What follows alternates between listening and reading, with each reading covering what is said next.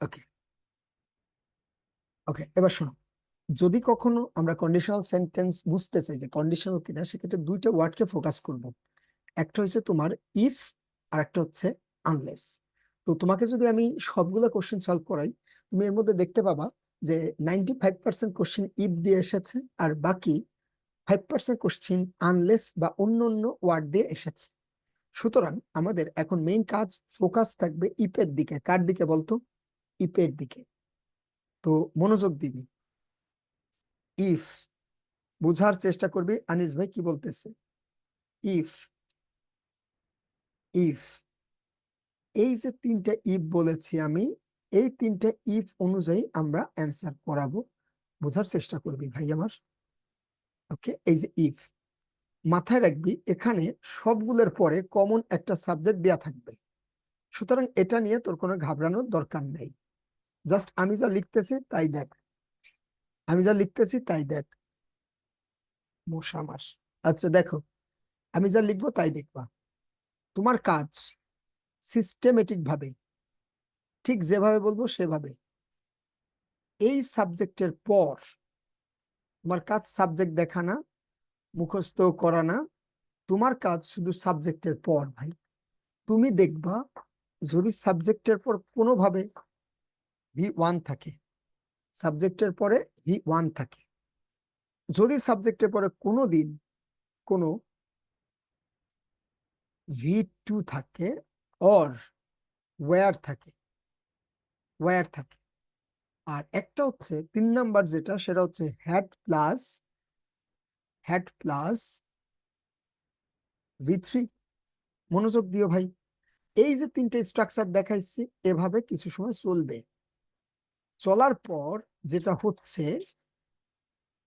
চললো, চললো, চলতে থাকলো।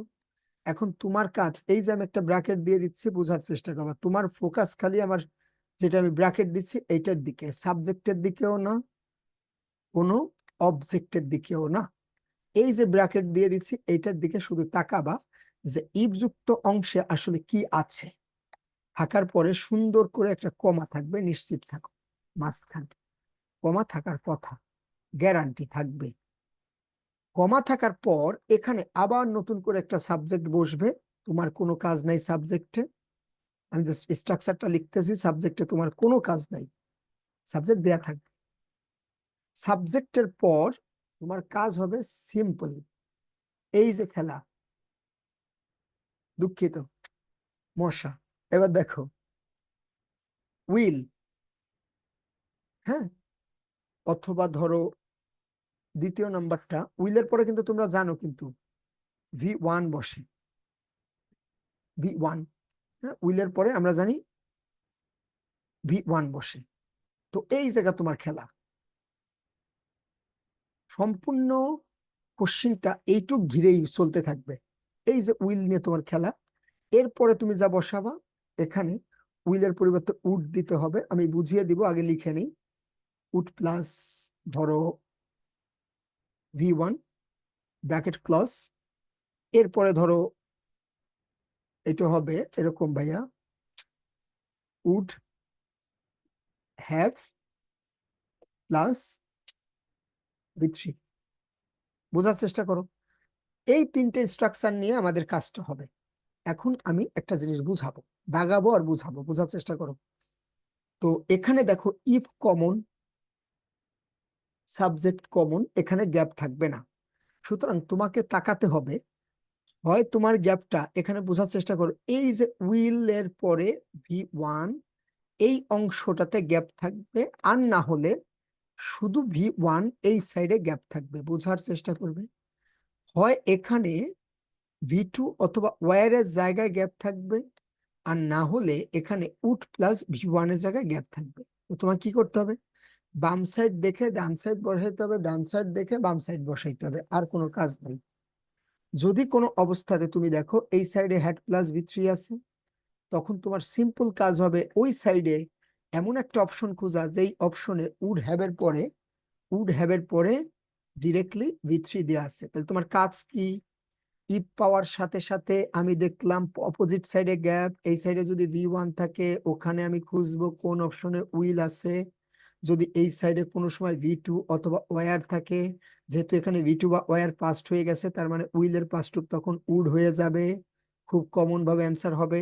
যদি কখনো এই সাইডে হ্যাড প্লাস V3 থাকে তাহলে এই সাইডে অ্যান্সার হবে ভাইয়া উড হ্যাভ প্লাস V3। যদি এমন হয় এই সাইডে উড হ্যাভ প্লাস V3 আছে, এই সাইডে গ্যাপ দিয়েছে, এমন একটা অপশন খুঁজবো যে অপশনে আছে হ্যাড প্লাস V3। কথা কি বুঝছো না বুঝো নাই? জি ভাইয়া বুঝছি। এখানে নিশ্চিত থাকো সাবজেক্ট নিয়েও তোমার কোনো সমস্যা নাই, ইপ নিয়েও সমস্যা না। সমস্যাটা এই যে আমি লিখছি ভার্ব, দুই সাইডেই ভার্বে, শুধু তোমাকে এই জিনিসগুলা দেখে মিলাইতে হবে। এখন তুমি যে মিলাবে, তোমাকে অনেকেই কি আমি তো পড়াইলে ক্লাসেও, তো অনেকেই বলতে পারে কোনটা কোন কন্ডিশনাল। কন্ডিশনাল মেইনলি তিন প্রকার হয়ে থাকে, তবে জিরো কন্ডিশনাল নামে একটা কন্ডিশনাল আছে, এটা নিয়ে পরে বলবো, বোঝার চেষ্টা করো। যদি থাকে V1, হ্যাঁ, এই যে V1 ওয়ান, এটার নাম ফার্স্ট কন্ডিশনাল। যদি থাকে V2, এটার নাম সেকেন্ড কন্ডিশনাল। যদি থাকে হ্যাড প্লাস V3, এই স্ট্রাকচারে পড়লেই ওই টপিকের নাম হয়ে যাবে থার্ড কন্ডিশনাল। কোনোদিনও জিজ্ঞেস করবে না কোনটা কোন কন্ডিশনাল। গ্যাপ দিলে এই যে আনিস ভাই যেখানে দেখাইছে, হয় বাম সাইড না হলে ডান সাইড, এই দুই সাইডের যে কোনো একটা সাইডে তোমাদের গ্যাপ দিবে। একটা সাইড দেখে আর একটা সাইড তোমাকে মিলাতে হবে। তোমাকে এখন 6-7 মিনিট একটু টাইম দিব, কারণ আমাদের 45 মিনিট হয়ে গেছে। হ্যাঁ, এই 6-7 মিনিটের মধ্যে তুমি একটা কাজ করবে, এই স্ট্রাকচারটা মুখস্থ করে ফেলবে, এই সাইড আর ওই সাইড, দেন তুমি আবার জয়েন করবা। কথা কি ক্লিয়ার? জি স্যার। ওকে। এরপরে কথা হবে। Okay sir.